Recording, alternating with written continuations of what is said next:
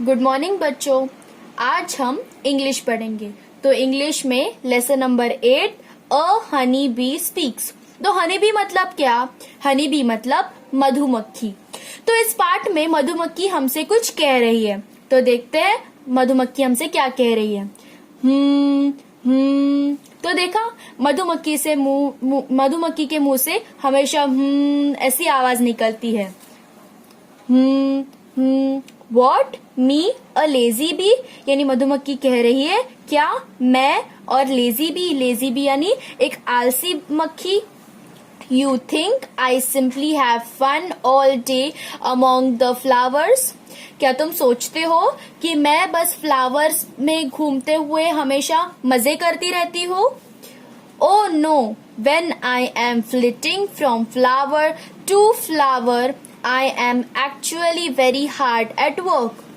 Oh no यानी नहीं, when I am flitting यानी moving smoothly या फिर flying यानी जब घूम रही होती है फ्लावर टू फ्लावर यानी फूल से फूल जब मधुमक्खी घूम रही होती है तब वो वेरी हार्ड एट वर्क होती है यानी वो बहुत मेहनत कर रही होती है। And that's why I am called not a lazy bee but a busy bee। और इसलिए मधुमक्खी को एक लेजी बी यानी आलसी बी नहीं बल्कि एक बिजी बी यानी एक मेहनती बी कहते हैं। Come, I'll show you my house and tell you what a lot of work we bees do all our life। यानी अब मधुमक्खी हमसे कह रही है तो चलो मैं तुम्हें अपना घर दिखाती हूँ और हम कितना मेहनत करते हैं हमारी लाइफ में वो बताती हूँ। My house is called a honeycomb, यानी मधुमक्खी के घर को हनी कोम कहते हैं। It's a big house with thousands of rooms और सेल्स। तो मधुमक्खी का घर यानी हनीकॉम्ब बहुत बड़ा होता है। तो यहाँ पे आप देख सकते हो ये हनीकॉम्ब जैसे है। हाँ, इसमें बहुत सारे यानी थाउजेंड्स ऑफ हजारों रूम्स होते हैं। रूम्स यानी कमरे होते हैं। जैसे आप देख सकते हैं इसमें बहुत सारे कमरे होते हैं। इन कमरों को सेल्स भी कहते हैं। Each room has 6 equal sides. हर एक कमरे को 6 इक्वल साइड्स होते हैं। We take a lot of care to build it। मधुमक्खियाँ इसे बनाने में बहुत मेहनत लेती है। We even produce the material for building the comb। अब इस हनीकॉम्ब को बनाने के लिए भी वो एक मटेरियल यूज करते हैं। मटेरियल यानी साहित्य यूज करते हैं। वो हनीकॉम्ब वो भी मधुमक्खियां बनाते हैं। इट्स कॉल्ड बीज वैक्स, यानी जिस मटेरियल से यानी जिस साहित्य से मधुमक्खियां हनीकॉम्ब बनाते हैं उस मटेरियल को बीज वैक्स कहते हैं। Do you know when I was very young I used to stay at home. तो मधुमक्खी कह रही है when I was very young यानी जब मैं बहुत छोटी थी। I used to stay at home, तब मैं घर पे ही रहती थी। But even then I had to do a lot of work। पर घर पे रहने के बावजूद भी मधुमक्खी को बहुत सारा काम करना पड़ता था। I had to look after the larvae, the babies that would grow into bees। तो मधुमक्खी को घर पे रहकर लार्वे को देखना पड़ता था। अब लार्वे मतलब जो मधुमक्खी के छोटे बच्चे पैदा होने वाले होते हैं उनकी देखभाल करनी पड़ती थी।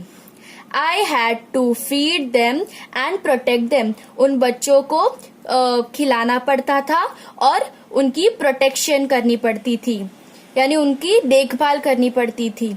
If anyone came near our comb to disturb it, I was ready with my weapon, a sting।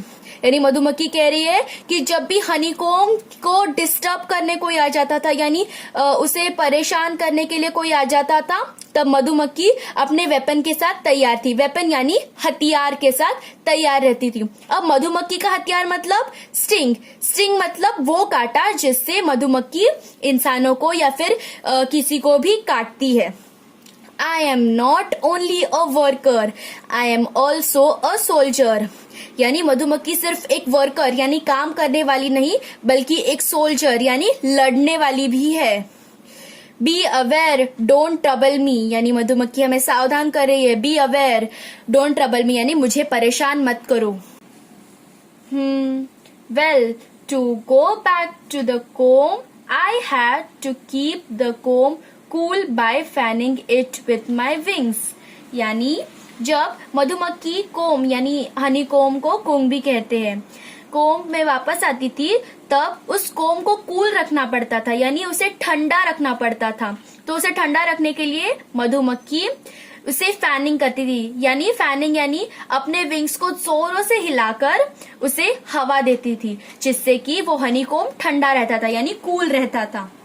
Then I had to keep the house in order, put away all the honey and food that other bees brought from the flowers.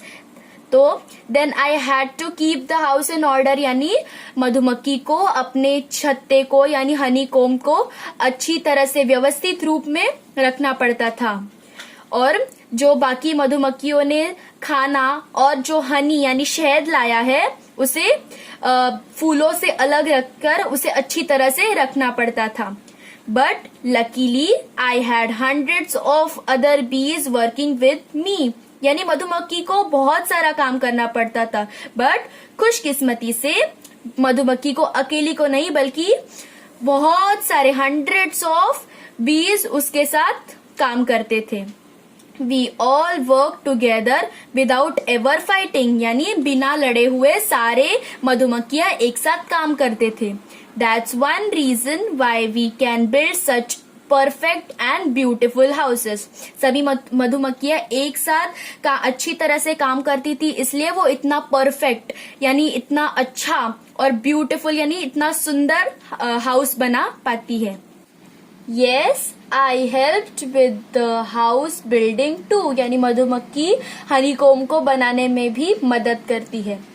We keep making our house bigger and bigger to make room for the babies and for the food and honey we gather. यानी मधुमक्खी अपने हनीकोम को और बड़ा बड़ा बनाते जाती है ताकि वो बेबीज को यानी बच्चों को रख सके और फूड एंड हनी यानी खाना और शहद को रखने की जगह मिल सके इसलिए हनीकॉम्ब को बड़ा बनाते जाती है. When I become older, I began to fly out of the comb to gather nectar. यानी जब मधुमक्खी ओल्डर हो गई यानी बड़ी हो गई तब वो हनीकॉम्ब से बाहर उड़ने लगी यानी फ्लाई आउट उड़ने लगी और फ्लावर से यानी फूलों से नेक्टर इकट्ठा करने लगी. नेक्टर यानी फूलों में से जो ऐसे रस मिलता है उसे नेक्टर कहते हैं. I take the nectar and pollen from the flowers and carry them back to the comb. यानी मधुमक्खी फूलों में से यानी फ्लावर्स में से नेक्टर एंड पोलन. नेक्टर यानी फूलों का रस और पोलन यानी पूकेसर इकट्ठा करके उसे वापस हनीकॉम्ब में लाती है. Nectar is the sweet juice in flowers. यानी नेक्टर जो है वो स्वीट यानी मीठा रस फ्लावर्स में जो होता है उसे नेक्टर कहते हैं. And pollen is the yellow powdery stuff you see on flowers. और पोलन मतलब जो ऐसे पाउडर जैसे येलो होता है फ्लावर्स के ऊपर उसे पोलन कहते हैं. हिंदी में उसे पूकेसर भी कहते हैं. I visit hundreds of flowers and make several trips every day without wasting even a single moment. यानी एक दिन में मधुमक्खी हंड्रेड्स ऑफ यानी 100 फ्लावर्स ऐसे विजिट करती है यानी 100 फ्लावर्स पर जाती है और अपना थोड़ा भी समय गवाते हुए वो ऐसे ट्रिप्स करती है यानी ऐसे घूमती है. The nectar from the flowers is too thin, यानी जो नेक्टर यानी रस जो उन्हें फूलों में से मिलता है मधुमक्खियों को, वो बहुत पतला होता है यानी थिन होता है. We bees turn it into the sweet thick honey that you like. फिर वो जो पतला फूलों का रस होता है उसे बीज स्वीट थिक हनी यानी उसे मीठा, थिक यानी गाढ़ा शहद में उसे बनाती है. अब शहद हम सभी को पता है ना और पसंद भी है. It's only because you called me a lazy bee that I stopped and explained it all to you. अब देखो मधुमक्खी हमसे क्या कह रही है, मैंने ये सब तुम्हें इसलिए बताया क्योंकि तुम मुझे लेजी बी बुलाते हो. Otherwise I have not a moment to lose, वरना तो मेरे पास बिल्कुल भी समय नहीं है बर्बाद करने के लिए. बाय. कैसा लगा लेसन सभी को? अच्छा लगा ना मधुमक्खी के बारे में जानकर?